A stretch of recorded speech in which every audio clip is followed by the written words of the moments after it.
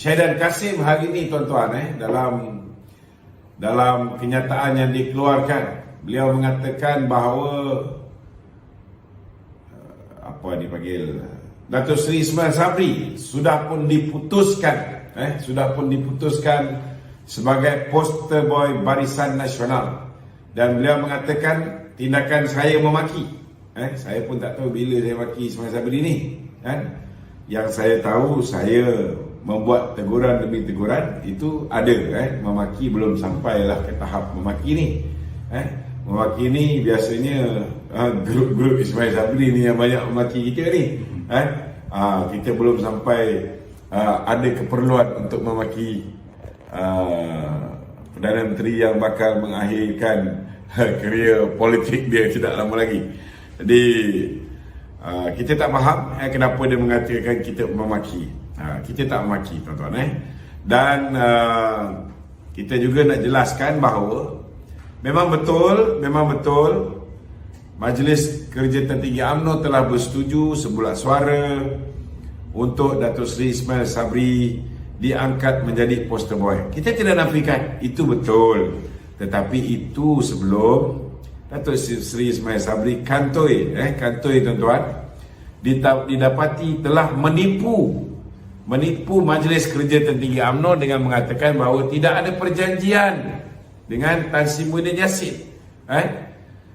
Tetapi malangnya hari ini sudah ada pengesahan yang dibuat oleh Tan Sri Anwar Musa yang mengatakan bahawa memang ada perjanjian, tetapi perjanjian itu bukan perjanjian tetapi persefahaman. Walaupun kalau kita lihat apa yang didedahkan oleh Raja Petra, walaupun dia dedahkan hanya kandungan perjanjian persefahaman 1, 2, 3, 4, 5, 6 terus melompat pergi nombor 10, dia tak dedahkan nombor 7, nombor 8 dan nombor 9 Namun ianya adalah merupakan satu perjanjian.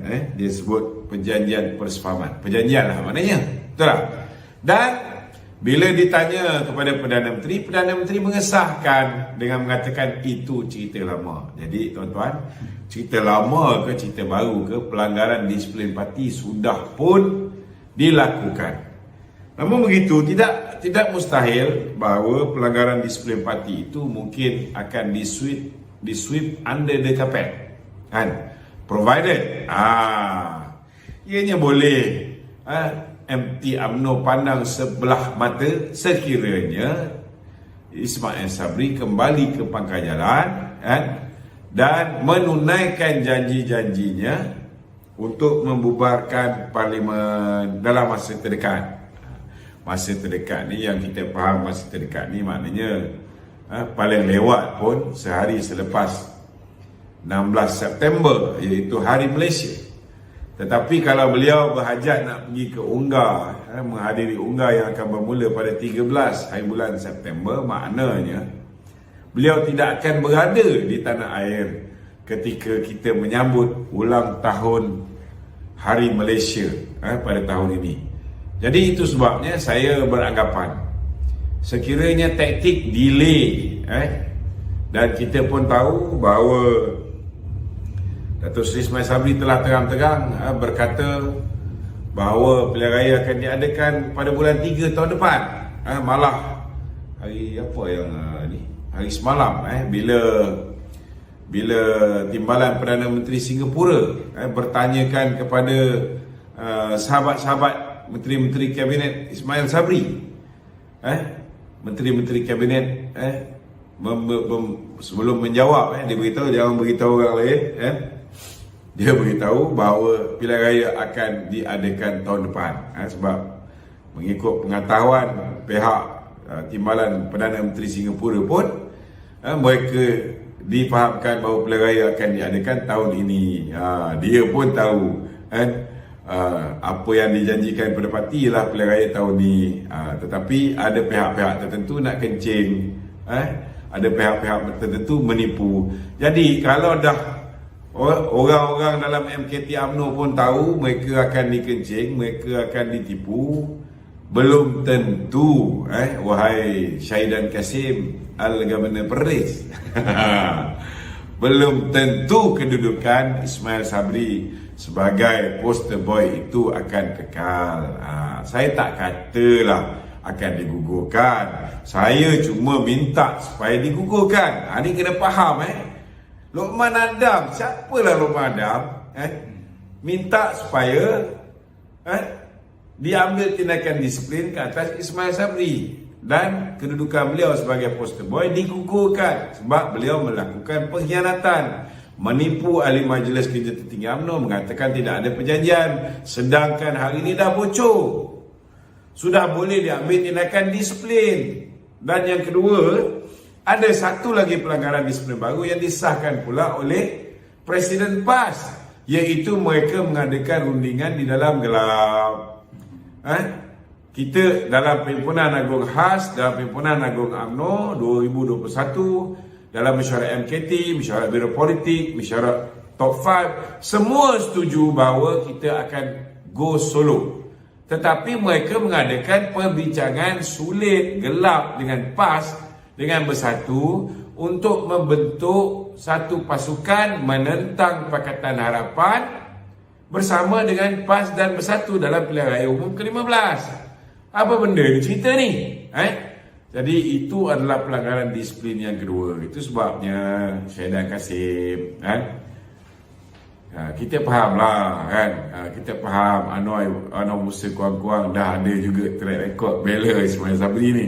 Hari ni bila tengok kita hanya sebut Anwar Musa je, dia pun nak nama dia disebut, jadi kita sebut lah malam ni. Kurang-kurang dia besok dia boleh menghadap Ismail Sabri, dia kata, bos, I dah jawab. Lokman. Okey. Pergi report. Syahidan jangan lupa bahawa walaupun dia tak berani sebut nama saya, dia kata apa dia panggil? Dia kata saya bukan MT UMNO pun, saya bukan pemimpin UMNO pun, saya bukan jurucakap UMNO pun.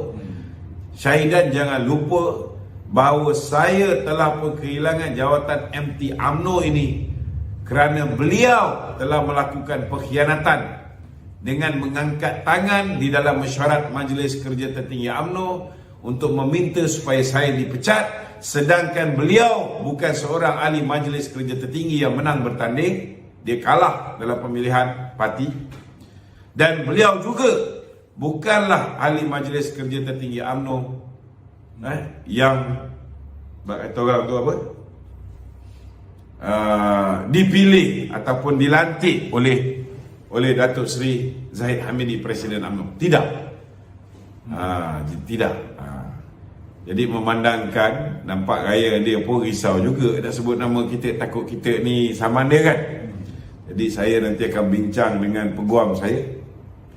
Saya nak bawa parti ke muka pengadilan kerana berlakunya pemecatan saya ini memang jelas kata orang tu melanggar disiplin parti. Orang yang bukan MT terlibat kalau bawa parti tak boleh. Kalau saya bawa parti ke mahkamah saya boleh hilang keahlian. Itu pun saya pun tak pernah bawa parti, walaupun keahlian saya dah hilang sebelum ni. Saya tak pernah bawa parti, saya redha je. Tapi disebabkan abang kita ni cuba nak mengusik kita, dia lupa dia ada buat satu kesalahan. Kita tengok, kita akan tengok, saya akan minta pandangan saya punya peguam sama ada kita boleh saman Syahidan Kasim ini sebagai seorang individu yang menghadiri mesyuarat sebagai ketua perhubungan yang berstatus turut hadir. Turut hadir, bukan MT yang menang bertanding. Boleh tak kita ambil tindakan undang-undang kerana dia telah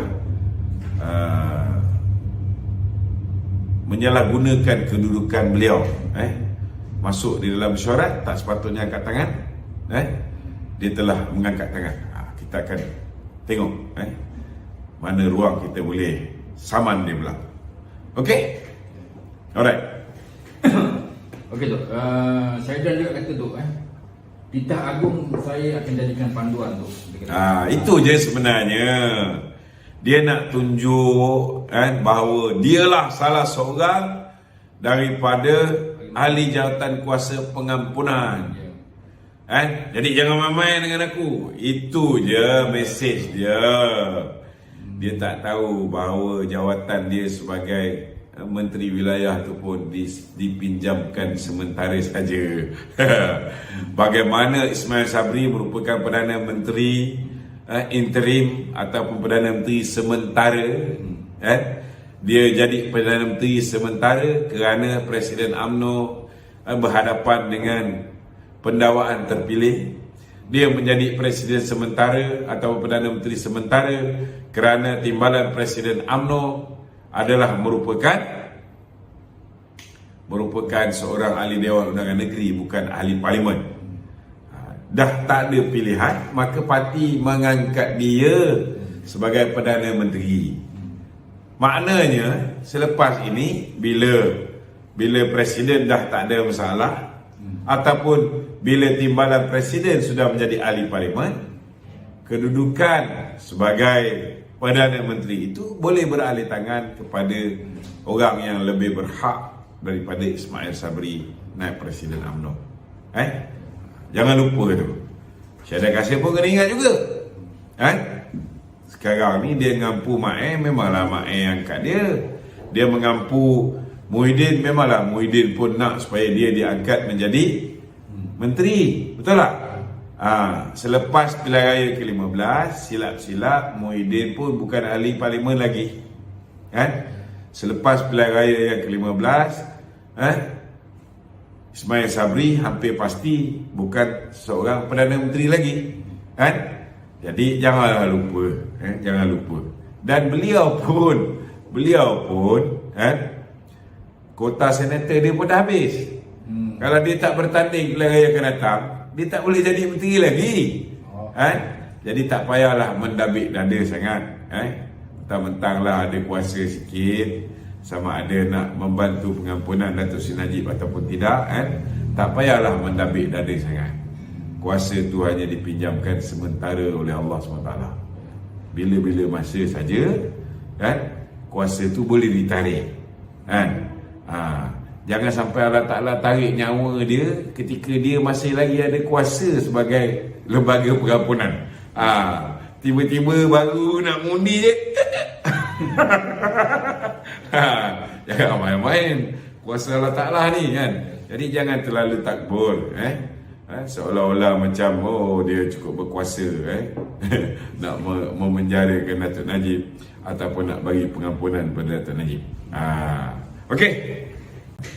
Tak kisahlah dia kata dia tak nak sebut nama saya sebab nama saya jijik. Saya nak beritahu dengan Syahdan Kasim, jijik saya tak pernah cabul mana-mana budak. Itu je lah. Lagi jijik perbuatan mencabul kehormatan budak-budak baskers ni. Budak bawah umur. Kau tak payah nak sembang banyak lah Syahdan Kasim. Kalau perangai kau tu molek, tak apa. Kalau perangai kau tu molek, tak apa. Kau pun pusing, buat pusingan you pun kerana kau dihadapkan dengan tuduhan mencabul kehormatan seorang budak yang apa ni? Budak bawah umur, penyanyi baskers kan? Dia budak tu kan? Dia tak berani nak kahwin tu. Tak berani nak kahwin. Tak kira lah berani tak berani kan. Tapi kalau dia masih YouTube lah tu. Tak kisahlah, biarkan dia. Kena ingat juga di dunia mungkin Muhyiddin ke Mahathir ke boleh tutup kes cabul, tetapi di akhirat belum tentu dia tidak dibalas oleh Allah SWT. Jadi bila kau nak sebut dunia akhirat ni Syahdan, kau fikir, kau cerminkan diri kau betul-betul. Dia nak lawan dengan kita bab dunia akhirat ni. Allahu Akbar. Aduh. Kena balik. Okey. Cuba kalau Syahdan mulai hari ni, Syahdan, Anwar Musa, siapa lagi kawan-kawan ni? Tun Faisal belajar bercakap benar. Saya yakin insya-Allah ahli UMNO akan mula yakin dengan mereka, dengan kata-kata mereka. Jadi belajarlah bercakap benar. Jangan duk menipu manjang. Kalau kau menipu manjang, sampai bila pun orang tak akan dengar kau cakap. Itu je. Tak betul, cakap tak betul. Kalau betul, cakap betul. Tak rugi apa pun. Tak rugi apa pun. Bila kita berada di jalan yang benar, kalaupun lepas pilihan raya umum ke-15 ini Parlimen dibubarkan, kalau ditakdirkan Syahidan ini tidak diangkat menjadi calon pilihan raya, kalau kau bercakap benar wahai Syahidan Kasim, kurang-kurang pun pengundi ke Arau tu tetap akan sayang kepada kamu. Kami sayang Syahidan. Dia orang akan buat ada poster. Kami sayang Syahidan. Walaupun dia tak jadi ahli parlimen kami, dia adalah seorang yang berkata benar. So, mulakan dengan benda-benda yang positif.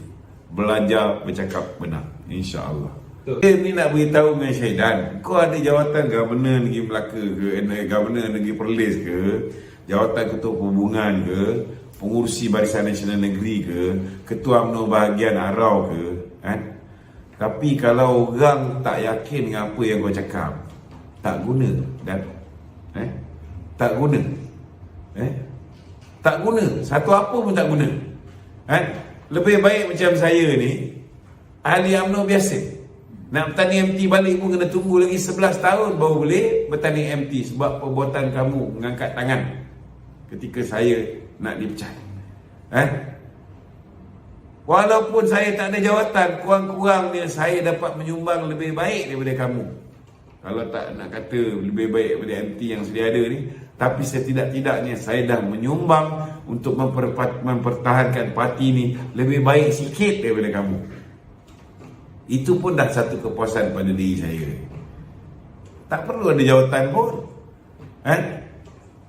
Lebih baik macam ni, tak ada jawatan tapi membela parti, daripada ada jawatan tetapi khianat parti. Kiblat tu bukan untuk mempertahankan UMNO, tetapi kiblat tu lebih mempertahankan Presiden bersatu. Mana lebih baik? Ada jawatan menteri ni, duduk jadi menteri kerana dia mewakili UMNO, tetapi kiblat dia, taat setia dia bukan kepada Presiden parti. Mana lebih baik? Jadi bagi saya lah, kalau nak suruh saya dipecat, kurang tapak tangan padang bola saya tadahkan. Saya nak beritahu dengan Syahidan, saya ni orang UMNO, bukan ahli UMNO tau. Dia beza. Beza. Orang UMNO dengan ahli UMNO tak sama. Selepas saya dipecat daripada UMNO, saya still mempertahankan UMNO, walaupun saya bukan ahli UMNO. Sekarang Alhamdulillah Presiden bagi saya jadi ahli biasa. Tetapi kamu, dikala kamu masih lagi ahli UMNO, masih ketua UMNO bahagian, masih ahli parlimen Barisan Nasional yang mewakili UMNO, masih menteri yang mewakili UMNO, kamu meletakkan taat setia kepada Muhyiddin Yassin. Bila parti bagi arahan, tarik sokongan pada Muhyiddin, kamu tidak mahu menarik sokongan pada Muhyiddin. Dan hari ini walaupun kamu masih ada Presiden, taat setia kamu telah pergi kepada naib Presiden, bukan kepada Presiden. Jadi apa guna Syahidan Kasim kalau ada jawatan pun tetapi tidak tahu untuk memberikan, mencurahkan taat setia kepada parti dan Presiden parti. Okey? Okay.